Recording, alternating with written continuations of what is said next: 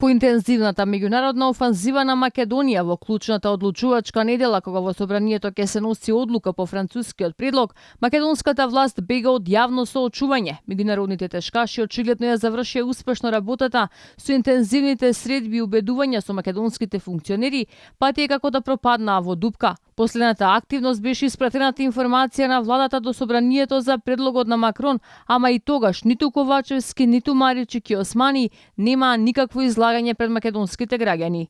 Но не е само од македонската јавност. Шефот на дипломатијата Бујар Османи очигледно бега и од средба со бугарската колешка Теодора Генчовска, која го канеше на средба на бугарска територија. Неочекувано за Османи, кој негуваше пријателски односи со колегите од Софија, ја одби поканата со образложение дека ќе се фокусирал на процесот во собранието. Софија е известена дека во овој период Османи ќе се фокусира на процесот во собрание, а експертите од двете министерства ќе продолжат со работа. Доколку се појави потреба, Османи и Генчовска ќе одржат онлайн средба.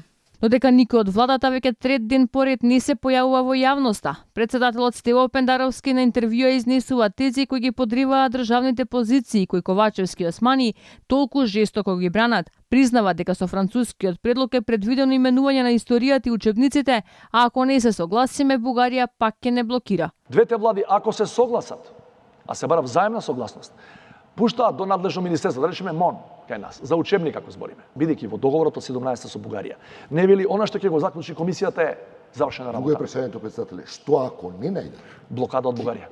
Пендаровски во изјава и за грчки етнос признава дека има мали шанси некоја политичка партија во Македонија да може да собере двотретинско парламентарно мнозинство за да ги подржи уставните измени со кои Бугарија инсистира македонците со бугарска самосвест да станат државотворен народ. До крајот на неделата македонскиот парламент треба да донесе заклучоци, ама без увид во документите, дали да ја препорача на владата да го прифати или одбие компромисното решение на француското председателство.